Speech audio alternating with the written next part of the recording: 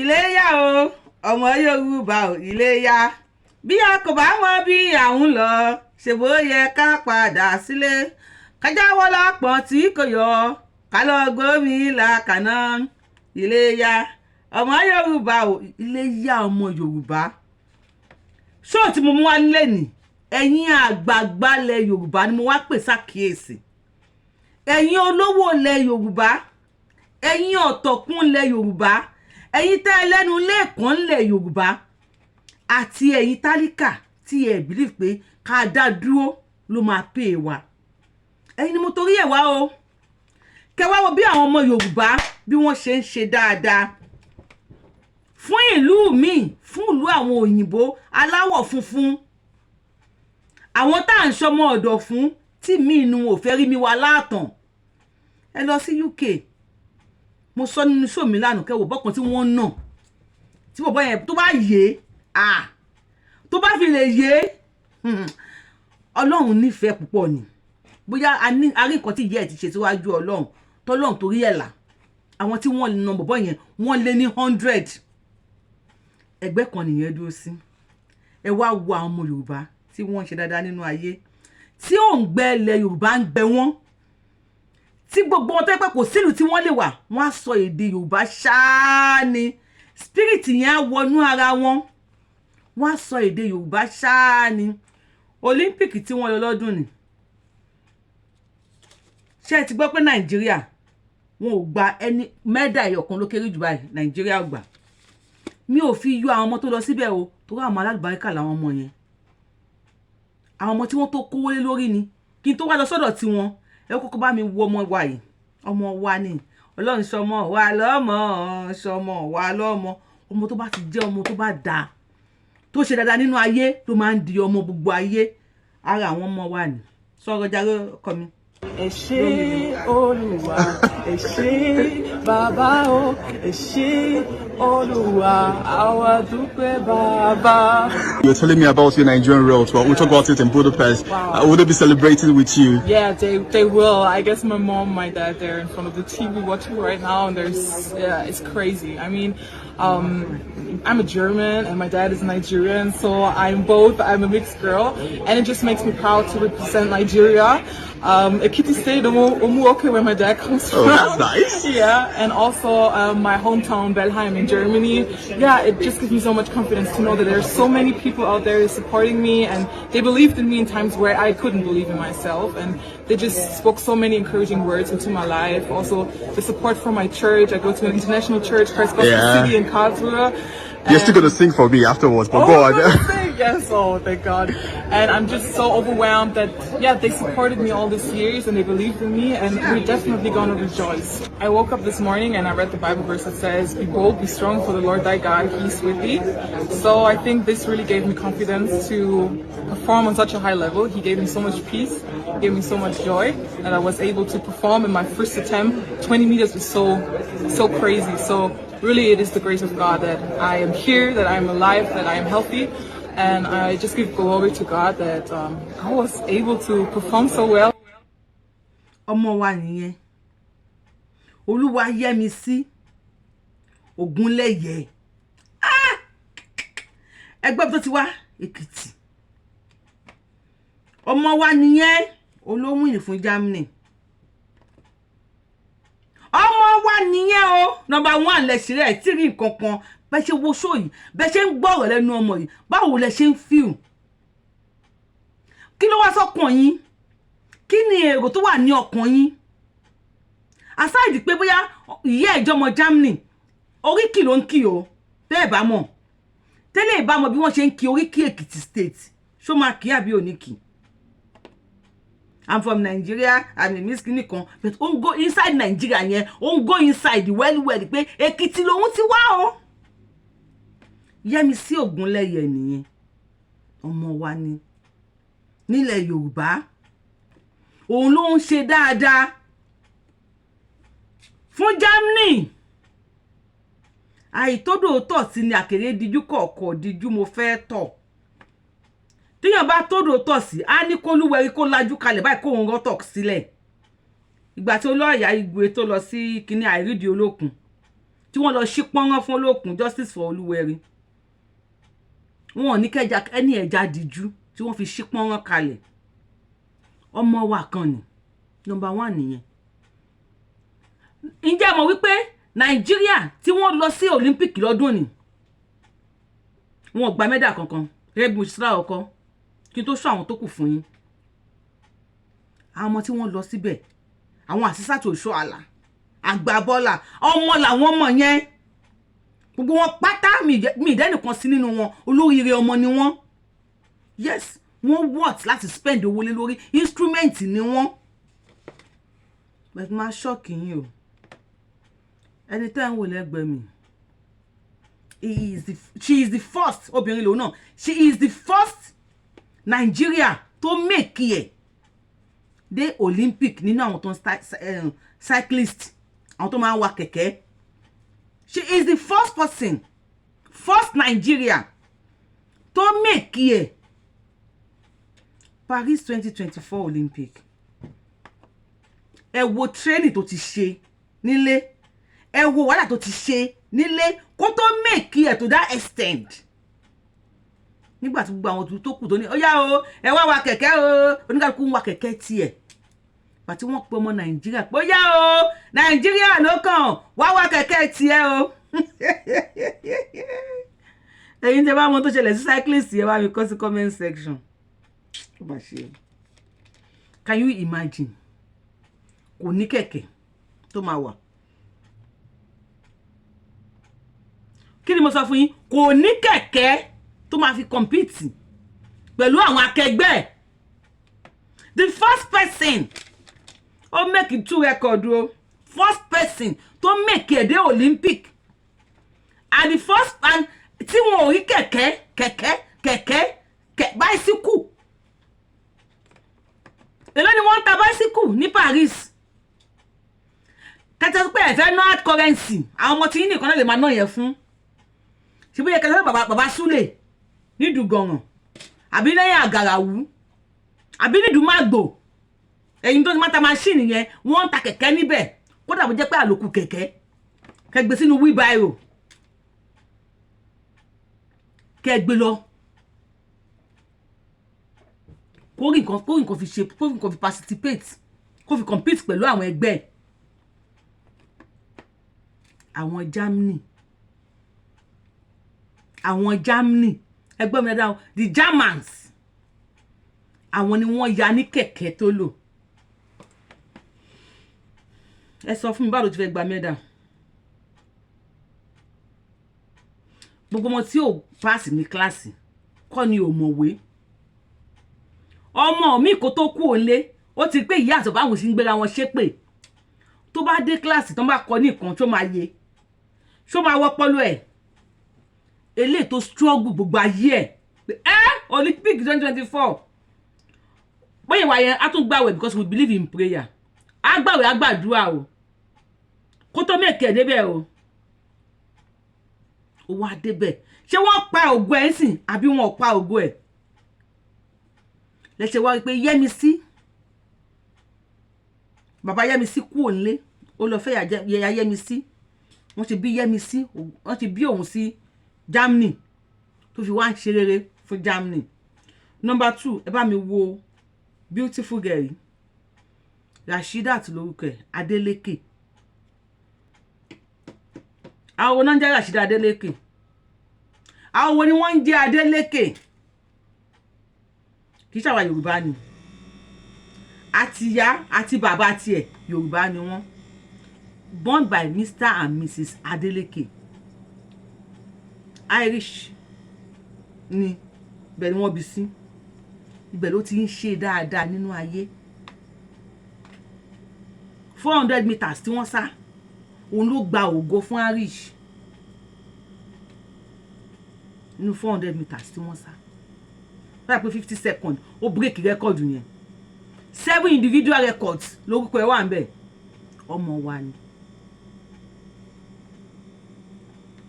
kó wá débẹ̀ ní kan ló fẹ́ sáré káwọn Irish ní kò sí búùtù tó máa fún kò sí búùtù wọn fi sáré tó bá wá ń ṣọ́ọ̀kì ẹ pé Nàìjíríà torí mo mọ̀ pé àwọn kan máa sọ Nigeria we will get there. How will you get there?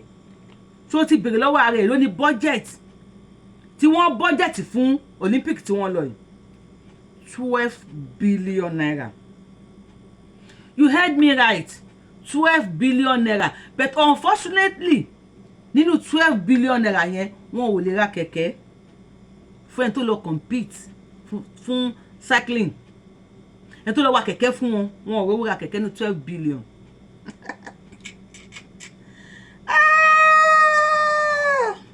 Gbogbo àwọn tó kù tí wọ́n lọ láti Nigeria wọn ò rí nǹkan kan mú bọ̀. I am very sure tó bá yẹ pé Nigeria ni Rasheedat yẹn wà tàbí Yẹ́misí wọ́n lè sọ pé kán máa fi pọ́n lọ wọn kán tó gbé wọn travel. Sometimes já padà o despite pé wà ń jẹ̀yà à ń ṣe gbogbo ẹ̀ at least ṣé n bá tún bímọ síbí tó bá ní talent jápa might help the talent. Bó tẹ̀ yẹ pé wọ́n ti fẹ́ fi ṣe fọ́ àwàtàjẹ́ ìyá wọn lórí àdẹ̀ ń bímọ síbí fún wọn ní ṣáà lè dá dúró káwọn ọmọ ìkó wọn á lo ògo wọn nílé wọn ò lè rógo yẹn àbí wọ́n lè rí lò Nàìjíríà ni Nàìjíríà tí wọ́n lè ra kẹ̀kẹ́ ṣùgbọ́n táwọn àwọn olórí tí wọ́n lè drive nínú oyè yín. Bàbá tẹ́ ń wò lẹ́gbẹ̀ẹ́ mi Adébáyọ̀ Ògúnlèsì lórúkọ wọn. Àwọn ni wọ́n máa ń pè ní the man who bought airport. Àwọn ni wọ́n ra Gatwick airport, the second most busiest airport. Gatwick airport UK ló wà. Wọ́n ra wọ́n tún ṣe. Gbọ́ mi dáadáa o, second most busiest airport. Àwọn ni wọ́n ra. Àwọn ni wọ́n ra London airport, London City airport. Àwọn ni wọ́n ra. Adébáyọ̀ Ògúnlèsì lórúkọ wọn, orúkọ wọn kì í ṣe Usman Madam Fodio. Edinburgh àbí kí náà gbé airport àwọn náà ni wọ́n rà tí wọ́n dẹ̀ ń ṣe rere. Bóyá airport yẹn UK ló wà. Àti ẹ gbọ́ wípé wọ́n tún ra àwọn míì níbò míì táwọn ò tí gbá research ẹ̀ dáadáa àti confirm ẹ̀ unconfirmed story pé mi kì í fẹ́ sọ fún yín. Ṣáwọn bàbá yìí ṣé wọn ò lè wálé wá ṣe rere ni? And this is Femi from Ondo State, the fastest Asian athlete tó gbóná jù tó sáré jù. Femi Ondo ló ti wá. Bẹ́ẹ̀ Ògúnnẹ́yọ̀ Ondo State ló ti wá. Ọmọ wa ni.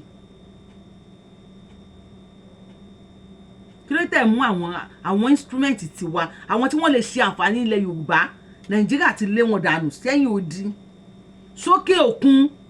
Wọ́n lé àwọn lé àwọn bàbá mi ìyá mi bó ṣe lé èmi àti ìdílé mi sẹ́yìn odi. Àwọn yẹn wá gbà wá tó pé àwọn yẹn ní sense. Wọ́n mọ̀ wípé Nàìjíríà are good, are better. A ṣe lò instrument tó dá ni wá táwọn lè kówó lé lórí. Wọ́n dẹ̀ ń kówó lé wa lórí. A dẹ̀ ń ṣe dáadáa fún wọn. Ṣé tá bá wá dá dúró? Mo ń bi yín ni o. Tá a bá dá dúró ṣé a ní ṣe dáadáa jù báyìí lọ? Ẹ lọ sí hospital kẹ́ lọ wo àwọn tí wọ́n ń ṣe dáadáa ní health sector nílùú tẹ̀mí wà yìí. Mi sọ other countries o, mi mọ̀ sí ìlú tẹ̀yìn wà. Kẹ́ lọ wo àwọn tó wà ń bẹ̀. Ẹni tó yọ fetus ọ̀sẹ̀ méjì tó ṣe operation tó yọ tó tún gbé sí ìyá ẹ̀ nínú padà tó tún bí tó padà bí lọ́mọ. Ọmọ ìlú wo ni? Ẹni tó win gold medal fún Qatar ọmọ ìlú wo ni? Even this Femi Qatar ló ní ọgọ́ ìlú wo ló ń jà fún o? Qatar lèmi ń jà fún. Naija ni wọ́n ń jà fún o. Qatar làwọn ń jà fún. Qatar lòun jà fún. Kí lẹ ṣe ń wò pé a lè dá dúró? ẹ̀yin bàbá yìí ṣé à ní àwọn tó lówó dáadáa ni ó yẹ lọ síbi táwọn tó ti ń kọrin Davido Adeleke àtàwọn tó kù Dayo Wizkid àwọn yẹn gbogbo wọn lè ṣe dáadáa nínú ayé nílẹ̀ Yorùbá ṣùgbọ́n wọ́n forí pamọ́ kí ló tó ń ṣe forí pamọ́ kọ́ má pa wọ́n kọ́ má dẹ̀mí wọn légbodò àwọn Yorùbá tó mọ̀ pé wọ́n ṣe dáadáa nínú ayé ẹ bá mi kọ sí comment section ẹ bá mi kọ gbogbo ẹ̀ àwọn ẹ bá mi máa dárúkọ wọn lẹ́yọ let's list them ká wá bí àwọn bàbá yìí ká béèrè lọ́wọ́ mo kàn ń béèrè lọ́wọ́ yín ni kínkínní bóyá àwọn tí mo dákọ̀ ìwọ̀n tó 1% nínú àwọn tí wọ́n ṣe dáadáa láyé nínú ọmọ Yorùbá wọ́n wá pàdé wọn tó bá bá wọn sọ̀rọ̀ àbẹ̀wà ní rẹ́sítọ́rántì bá ń sọ̀rọ̀ lọ́wọ́ ẹ̀kàn lẹ́yìn ọmọ kan tó máa kọjá lẹ́gbẹ̀ẹ́ yín ni a kàn padà wá ni ó lè jẹ́ pé àárọ̀ lẹ́wà o a sọ pé ẹ káàsán ó lè jẹ́ pé ọ̀sán lẹ́wà kó ní ẹ káàárọ̀ wọ́n wá wò báyìí pé níbo lélẹ́yìí ti wá you speak Yoruba my mother is Yoruba my father is Yoruba wọ́n wá bèrè orúkọ wọ́n wá pé jágan ìkan fẹ́ pé adé ṣe kíní kan ló fẹ́ pè fún mi jọ̀wọ́ ló pé wọ́n mo ní bó ló ti wá ó ní Kòròdú gbogbo ohun tó gbọ́ òtayọ ẹ káàárọ̀ lẹ́yìn ẹ káàárọ̀ kò gbọ́ ń pa kò gbọ́ nǹkan míì tó bá dàgbà tó ṣe dáadáa nínú ayé Amẹ́ríkà ló máa ṣe sí o.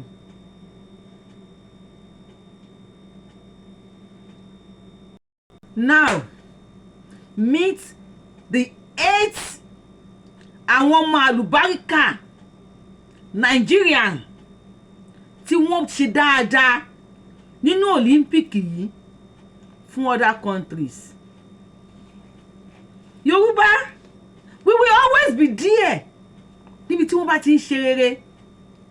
Ẹni tẹ́ ń wò lẹ́gbẹ̀ẹ́ mi yìí welcome sir orúkọ tí wọ́n ní Fẹ́mi Adébáyọ̀ àtẹwọ́ òun ló gba gold fún Amẹ́ríkà nínú Olympic tí wọ́n ṣe tán yìí ní 2024. lẹ́yìn yẹn ẹ bá mi meet the German golden girl orúkọ táwọn Germany fóun nìyẹn o the German golden girl ṣùgbọ́n orúkọ tiwa tíátíá tó ń jẹ́ Yẹ́misí Ògúnlẹ̀sì òun ló gba gold fún wọn ní Germany. Miss Victoria ní ẹ bá mi pàtẹ́wọ́ fáwọn ọmọ àlùbáríkà òun ló gba bronze fún wọn ní Britain. Nàìjíríà ṣóńṣóòk ọmọ Rodion lẹ́wọ̀ yìí bàbá ọmọ Rodion lórúkọ ẹ̀ ẹ bá mi pàtẹ́wọ́ fún ẹ fàtẹ́wọ́ gbé wọlé òun ló gba gold fún wọn ní Spain. Oshok Nàìjíríà sáwà ní Bahrain lòun ti gba silver fún wọn even though gbà tó sáré Nàìjíríà náà ibẹ̀ ló ti convert sí Islam mi lẹ́yìn convert sí Islam ò ṣe nǹkan at least I don't want to go there but silver lòun náà gbà fún wọn ní Bahrain Bahrain àwọn Asia country yẹn báwọn ọmọ Nàìjíríà ṣe ń ṣe dáadáa nínú ayé nìyẹn o nọ́mbà kílà wà Bartholomew ní òun gba gold fún wọn ní France. Michael ló tẹ̀lé òun náà gba France òun náà gba silver fún wọn ní the same France. Anátẹ̀rẹ́ o òun òṣèré o Amẹ́ríkà lòun dúró sí ọmọ wa nìyẹn ó takú sí Amẹ́ríkà ni o. Now Nigeria spent 12 billion naira. 12 billion. Wọ́n gba medal ẹyọ kan. Kì í ṣe pé àwọn tí wọ́n kó láti Nigeria kí wọ́n lọ represent Nigeria. Kì í ṣe pé wọ́n ń ṣọmọ. Kì í ṣe pé wọ́n wọ́ tiẹ̀. Ọba wọn làágùn. Irun ara ẹ̀ ni ò jẹ́. Àwọn ọmọ yìí practice dáadáa. Wọ́n jẹ training. Wọ́n ṣe tó yẹ kí wọ́n ṣe. Àwọn corrupt leaders ńkọ́. Àwọn corrupt leaders ńkọ́. Bóyá wọ́n dé bóyá wọ́n wò pé táwọn yìí bá ṣe dáadáa. Other countries lè rà wọ́n. Bóyá torí ẹ̀ náà ṣe báyìí fáwọn ọmọ yìí. Nigeria ò gba anything wálé. Tomati ẹ̀ gbà wálé gan. Ta ló sọ fún wọn wípé ẹ ní ṣán wọn sí ọlọ́pọ́n? A ti gbé fídíò sójà wá, àwọn sójà tí wọ́n lọ ń jà tí wọ́n lọ ń bá Boko Haram jà. Ṣá gbé fídíò ẹ̀ wá ni. Tó yẹ pé sẹ̀mó tí wọ́n fún wọn kò tó kìbọ̀ mú báyìí. Bọ́kàn bọ́ síbi kan tí wọ́n lọ já ewé inú gbó ni o, tí wọ́n dá mi lù ni wọ́n ń gbé fáwọn sójà tí wọ́n bá Boko Haram jà. Ṣáni tínú ẹ̀ ò le ṣó máa gbébọn. Ẹ̀wá ni wọ́n ń pa àwọn sójà nípakúpa. Nàìjíríà dẹ̀ allocate owó jáde. Ìyẹn ò tiẹ̀ kàn mí. Àmọ́ lọ́rọ̀ Nàìjíríà kò wá rẹrun. Mo padà sórí ẹ̀yin àgbààgbà ilẹ̀ Yorùbá. Báwo ni ò bá ṣe rí? Kẹ́ lè bọ́ta pé we are from Yorùbá. A country called Yorùbá. Ẹ wo Yẹ́misí Ògúnlẹ̀sì. Ẹ bó ṣe ń kí oríkì ẹ̀. Ẹ yá mi fọ́ ọmọ mu ọ̀. By fire by force. Ó pé dáadáa, kò pé dáadáa. Ó fẹ́ kẹ́yẹ mọ̀mọ́ yìí pé Èkìtì lòun ti wá. Nílùú tó ti máa ń jẹ iyán. Èkìtì lòun ti wá o. Ó tún dárúkọ táwọn ẹ̀ fún pé òmu àbí òmu ló pé ní Èkìtì. Ó dàbẹ̀ kẹ́ mọ̀ wípé ọmọ Yorùbá lòun ti wá. Ẹ̀yin tẹ́ ń wò mí. Tí bá ọmọ Yorùbá kankan pàdé níbì kan nílùú òyìnbó. Bóyá ní rẹ́sítọ́ráǹtì àbẹ́ kan ń lọ níbì kan. Ẹ̀kan bẹ́ẹ̀ nìkan sọ Yorùbá bẹ́ẹ̀ wà lórí fóònù. And you will see all these kids. They will walk up to you. Ẹ káàsán mà. Ẹ káàárọ̀ mà. Orúkọ mi ó jẹ́ Adéṣekínní kan. Èmi mo láti Nigeria. Mama mi ó Yorùbá. Bàbá mi ó Yorùbá. Ó sọ pé tí bá wọn pàdé.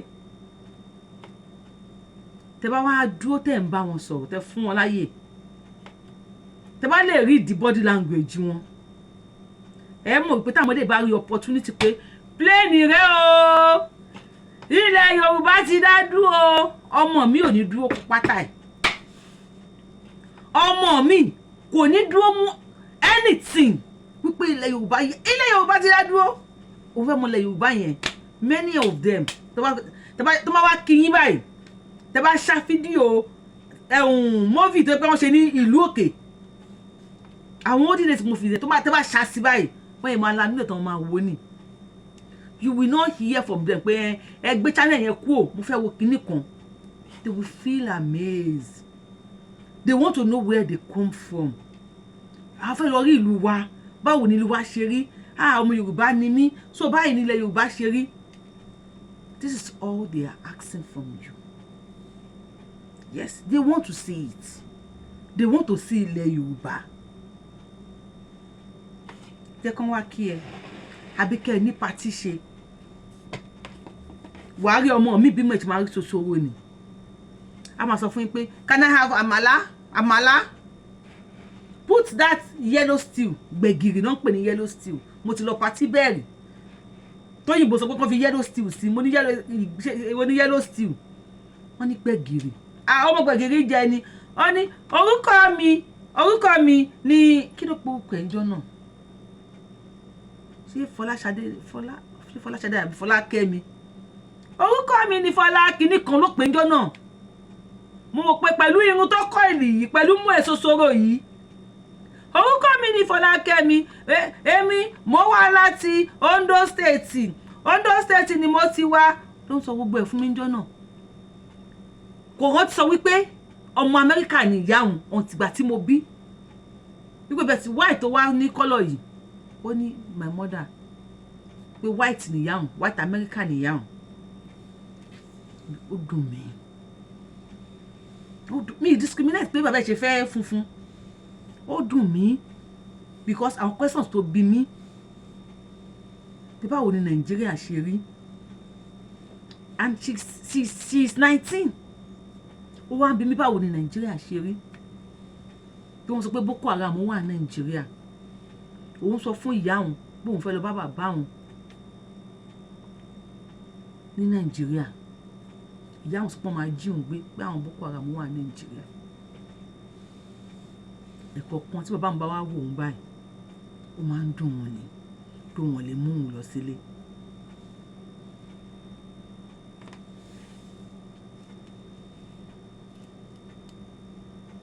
ẹ fẹ́ parọ́ ẹ fẹ́ bẹ̀rẹ̀ kí tí bàbá ẹ̀ wà nílé tí wọ́n jí bàbá ẹ̀ gbé Mr. Gbénga Owólabí tó wálé ńkọ́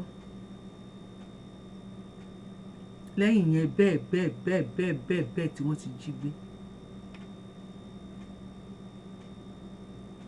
tẹ́bá láwọn Yorùbá ti darapọ̀ máwọn tó ń jí ni gbé àwọn wo ni originate ẹ̀ àwọn wo ni wọ́n dálẹ̀ tí wọ́n jẹ́ kí wọ́n bá àwọn tó ń jiyàn gbé wí. báwo nínú mi bá ṣe dùn tó tá a bá gba Yorùbá nation tá a bá lè kó àwọn ọmọ yìí wálé mo ní ìyá mi kú lásán mi mọye àwọn tó sọ pé Abiola Miss Abiola you going to Nigeria I'm going to go to Nigeria with you many of them are saying káwọn tẹ̀lé Nigeria àwọn fẹ́ Nigeria mo lọ́mọ kan bí orúkọ mi ló ń jẹ́ kò wọn ò tẹ̀ gbọ́ wá ń pa ó gbọ́ ọmọ Ọ̀yọ́ ni ó fi fọ́tò bàbá ẹ̀ hàn mí ìlà gbọ̀ngàn báyìí ló wà lẹ́kẹ̀ẹ́ bàbá ẹ̀ ó lóun wá bàbá òun ọmọ ibi tó wà kí ló dé ó ti kú nàbóhùn ó lóun ò lè sọ ìlà Ọ̀yọ́ ló wà lẹ́kẹ̀ẹ́ bàbá ẹ̀ ṣùgbọ́n kò mọ̀ bí tó wà ta ló mọ̀ bí abẹ́ ṣe sápò nílé bóyá ó fún ìyá lóyún wọ́n bẹ̀rẹ̀ ìwà wèrè wọn pẹ̀lú bàbá lówó pé ò lè gbẹ̀mí lẹ́nu mi ló yá dànù ọmọ ló ń jẹ̀rán àti wálé tẹ́bá tó ọmọbìnrin kan náà tí wọ́n mú lọ sí Ọ̀yọ́ ọjọ́ kìíní àná that blood ẹ̀jẹ̀ Yorùbá yẹn á ṣiṣẹ́ ṣáá ni kò síbi tó lè wà ẹ̀jẹ̀ yẹn á ṣiṣẹ́ lára ẹ̀ ṣáá ni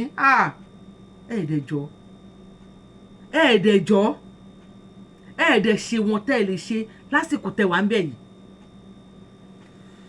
Yorùbáwùyí lórúkọ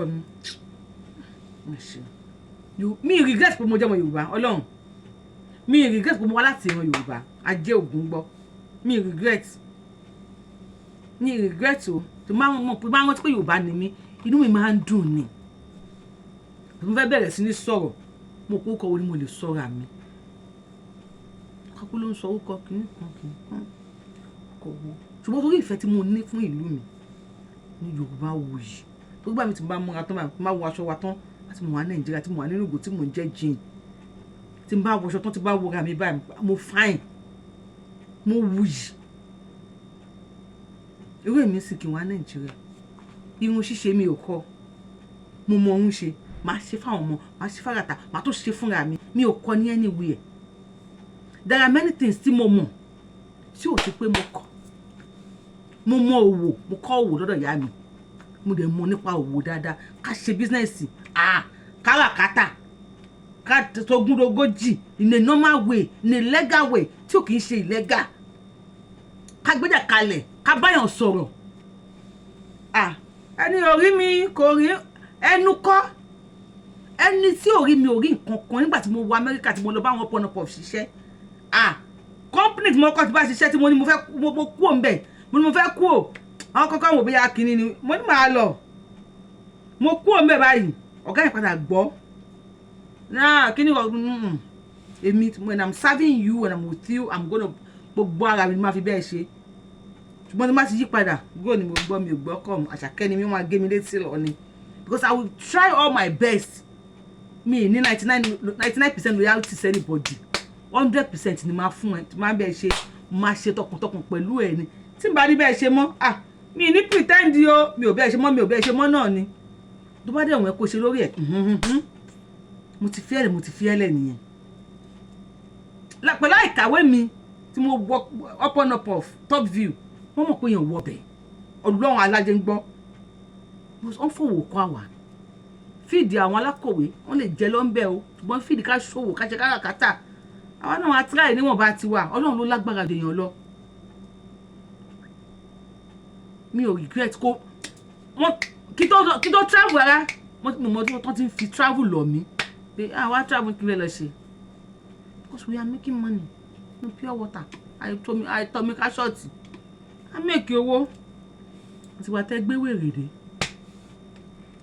wèrè dé ẹ̀yin inú ọlọ́run ìlú òyìnbó táwa wá asáwà ni o asáwà ni àwa ò ṣe migrant níbí escape là wá nílùú yìí èmi ò ṣe immigrant o tó bá ń tàn mí èmi ò ní tanra mi èmi ò ṣe immigrant escape ni mí mo ya dànù ní mo sá eré kan gbọ́ eré ni mo gbé tí mo fi sá wá sí ìlú yìí pé kẹ́ má bà tèmi jẹ́ àwa dá dúró wá dọ̀wọ̀n fún yín ṣé ìbá Tinubu ti wá rí ṣe nísìn ọmọ wa ni ẹjẹ́ ó ṣe ọmọ wa ò ṣe ní bẹ̀bẹ̀rẹ̀ ọmọ wa ò ṣe ní pàǹpà tí ó ti rí ṣe even kó fẹ́ ṣe ṣáwọn àwọn arábí máa jẹ́ kó ṣe ọ̀hún ti ṣẹlẹ̀ ta ìṣẹ̀lẹ̀ wọ́n ti ń yọ flag Russia when your friend suddenly become your enemy ọmọ ìyá mi kò kí ń ṣọ̀rẹ́ ẹ tẹ́lẹ̀ à ń protest wá pé à ń yọ flag ìlú mi ṣé ẹ̀ tí ì rí lọ́kàn yẹn ẹ̀ tí màá rí picture yẹn pé ó ti níbi tó ti rìn dé pẹ̀lú àwọn arábí who knows bóyá wọ́n ti yanjú ẹ̀ láàrin ara wọn pé tọ̀ báyìí ni o bá Tinubu náà ti ṣe gbọ́n kó là wá lójú ọlọ́mọ kan lóṣòro kókó là wá ṣojú ogún ṣojú kókó ni na only God go settle this matter o àbí who go settle am na only God fit settle am Yorubawuyi lórúkọ tèmi Yorubawuyi ni mò ń jẹ́ o in case you don't know I am the one and only Akalolu of Yorùbá land adáwọn ilẹ̀ Yorùbá ọmọjọmọ lọ yolóyè tí ò pé méjì abẹ ní ọmọ òṣè pààrọ̀ tó máa pààrọ̀ tí wàá déwájú federal government o ọmọ wa sáìn ẹ̀ adéwájú Olódùmarè see you on my next show jẹ́ ti subscribe to YouTube channel ẹ kàn tẹ subscribe button kẹ́ tẹ notification bell ní ẹ follow mi lórí Facebook ẹ follow mi lórí TikTok I love you bye ọlọ́run jẹ́ aṣòwò ṣọ́ọ̀tì o àníṣòwò ṣe o àníṣòwò àṣedànù Nàìjíríà owó àṣedànù ẹ̀wọ̀n ṣe gbẹ̀yìn ọmọ tẹ́ lọ fún Nàìjíríà lọ́dún yìí ọlọ́run aṣáánú yín o ọlọ́run ní sọ yín dèrò ẹ̀yìn o ọlọ́run ní sọ yín dèrò ẹ̀yìn ọlọ́run á pẹ̀lú yín sí yọ màá ní ṣe ó dàbọ̀ ṣe.